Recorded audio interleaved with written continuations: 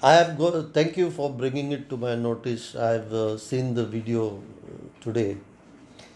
Uh, First of all, the clarifications which I gave earlier were in respect to allegations which were flying thick and thin in the print and visual media regarding our tie up with Churchill Brothers. That I have explained. Now Elvis says, beating his chest, that he has been the scriptwriter and director and producer of GFDC.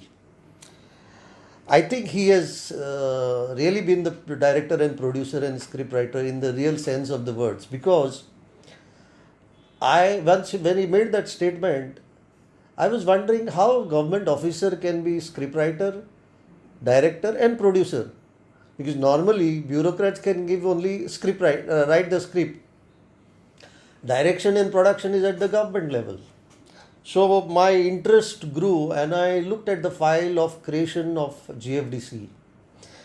As per the rules of business of the government, to create any public office like GFDC, you first need approval of the department concerned.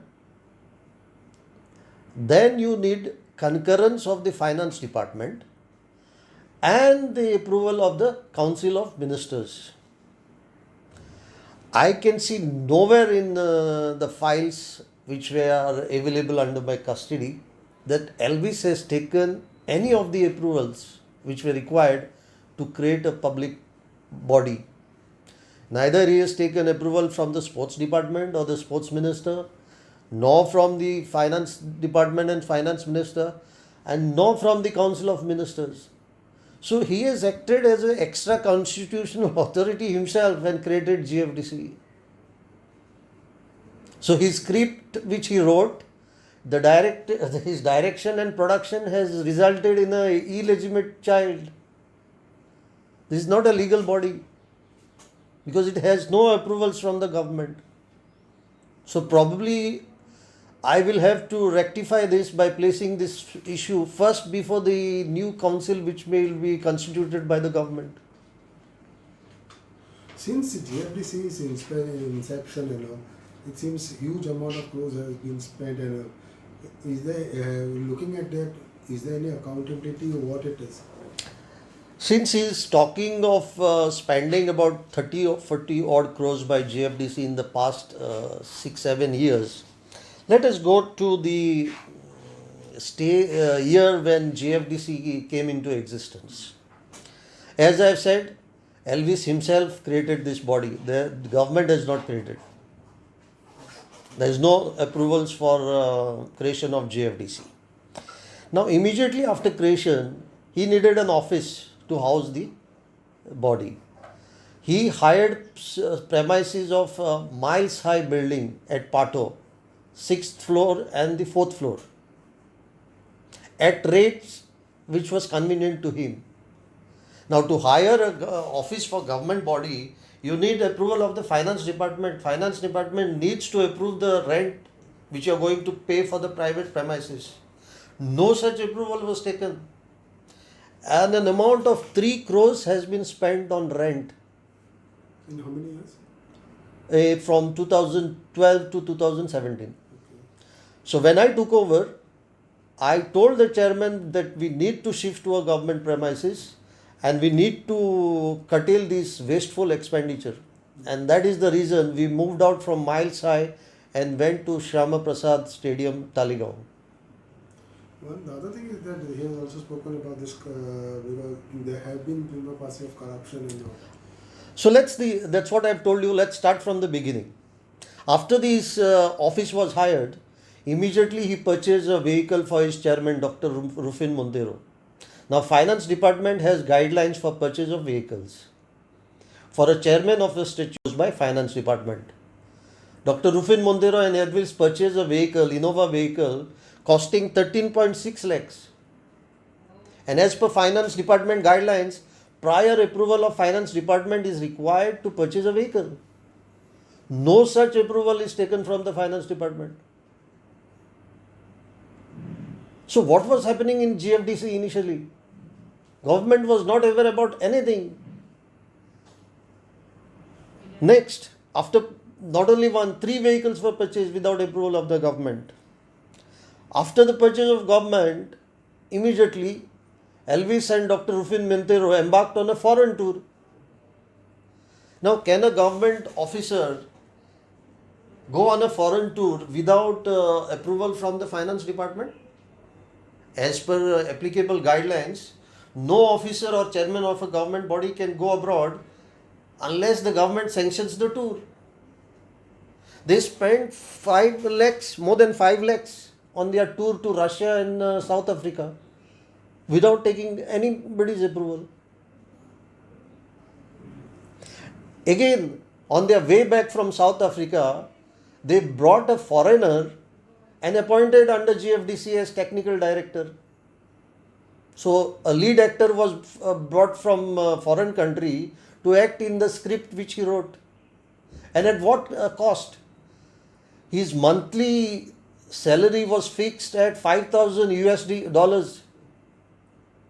Now, can you appoint a foreigner under a government council or society or a corporation without the approval of the government? Pay him in foreign currency? $5,000 per month. Forget that.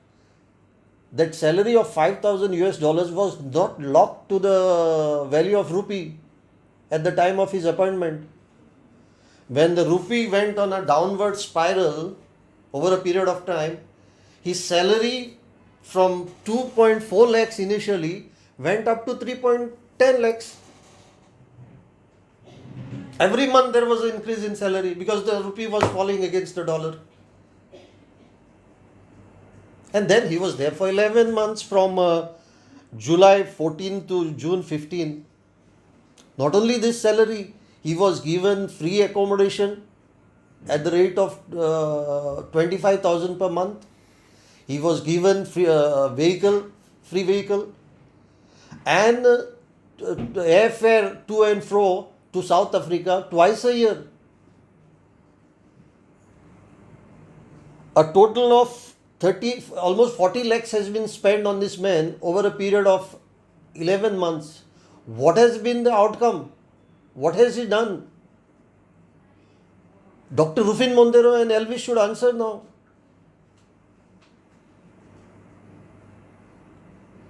Elvis also spoke about the How they employed a foreigner in GFDC without even informing the government.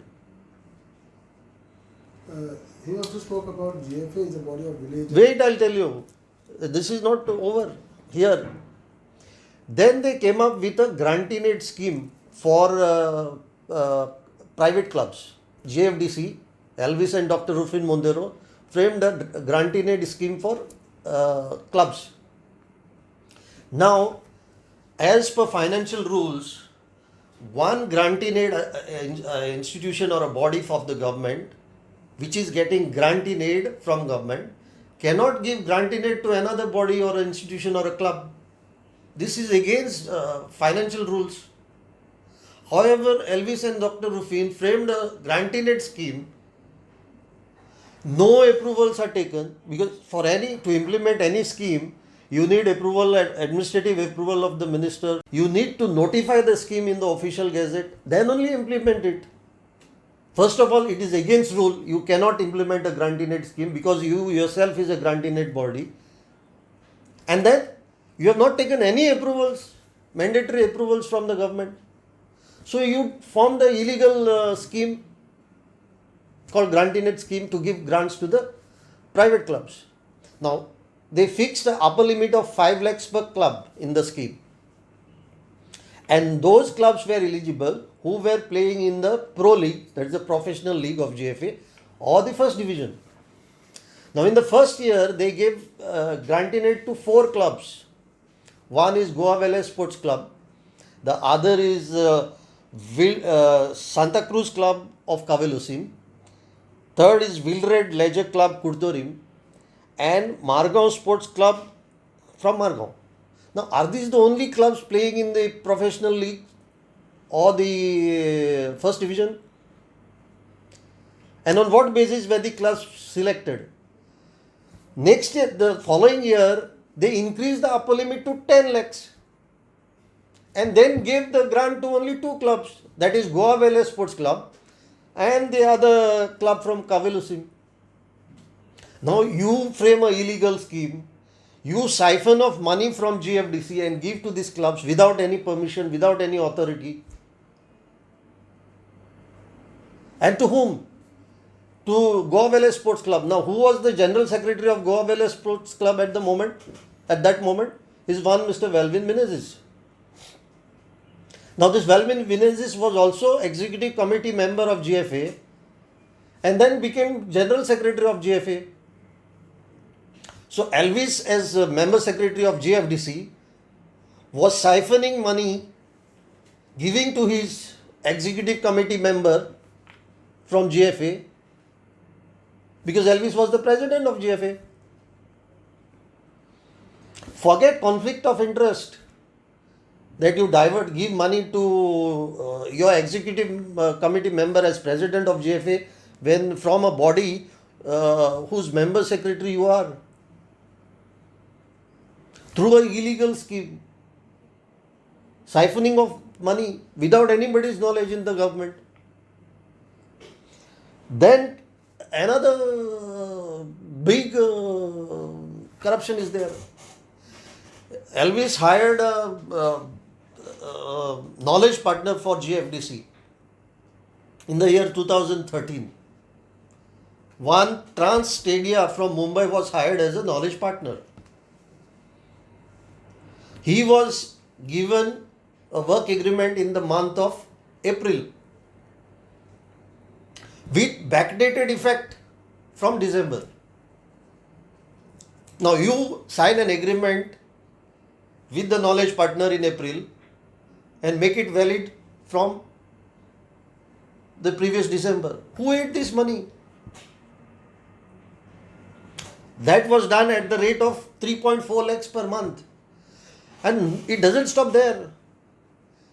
The knowledge partner served GFDC from 2013 to 16. He has been paid a total of 1.05 crores.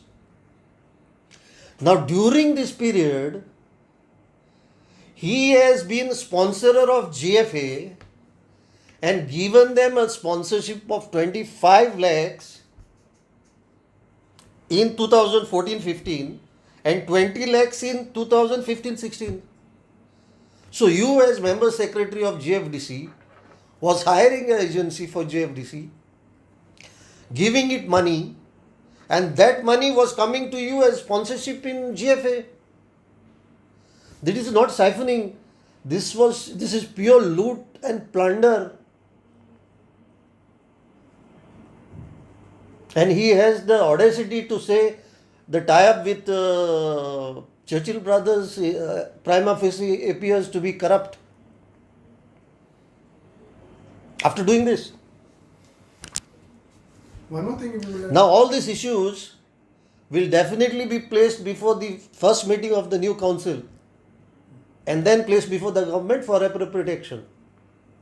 what We will definitely answer before the appropriate authority which is investigating Churchill Brothers tie-up. We know to answer. And we have all the records to answer. But see the mess. And Dr. Rufin ought to have responded to his allegations. I believe Dr. Rufin has a lot of skeletons to hide. That's why he's quiet. Why is he not coming out and speaking? So one more thing is that in GFA is for body of village and corporate clubs. And can GFDC be a part of it or what? For a moment, let's agree with Elvis that GFA is a body of village clubs and corporate clubs. Then Mr. Elvis, how, when you were member secretary of GFDC in the year 2014-15, you took a fee of 10,000 rupees from GFDC, granted GFDC provisional affiliation and allowed GFDC's team under 14 category to play in your under 14 tournament, allowing them to field not only one team but two teams, one in North, one in South, under 14. One team in under 16 tournament. So when you are member secretary of GFDC and president of GFA, it suits you to make GFDC a club. And when you are transferred by the government and shunted out from GFDC, you take revenge and impose a ban on GFDC and say, no, you are not a club. Then in 2015, he took a provisional affiliation fee of 500, granted the provisional affiliation. But because he was transferred and shunted out in July, he did not allow the teams to participate.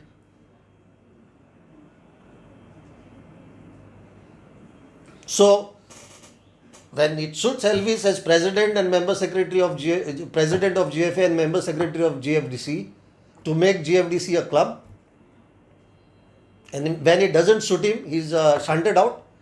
He says, no, GFDC is not a club. You are not able to participate in our tournaments. So finally, What is the logic? The common people are misguided by Elvis on this topic. Now, he went and brought in a technical director from South Africa at $5,000 US dollars per month. He was there with them for 11 months. Under 17 World Cup was held in Goa. How many players did Elvis and GFDC give to the Indian team with his technical director at 5,000 US dollars per month working for him? Nobody. So he wants accountability from us and he wants to know what is the result. I will tell him. Because of the tie-up with Churchill Brothers, and thanks to Churchill Brothers, they gave us a platform.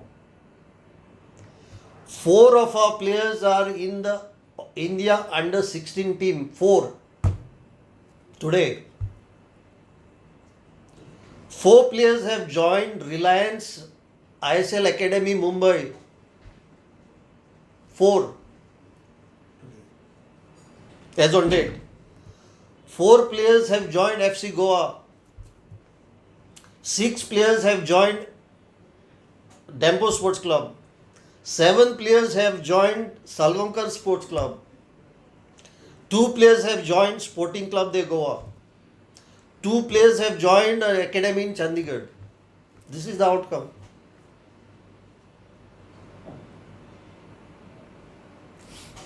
so finally, why GFDC has been so quiet then on all these issues? Because this office was written by Elvis and all for a long time now. See, I am a bureaucrat. I did not want to come into the public domain and talk something to counter what the politicians are saying. I am not a politician. But then since these allegations are made of corruption and this, I have to come out and place proper facts before the public. Is the government not aware? I will put all these facts before the government once the council is constituted and it meets. I will put this up before the council and thereafter request the council to send these issues to the government.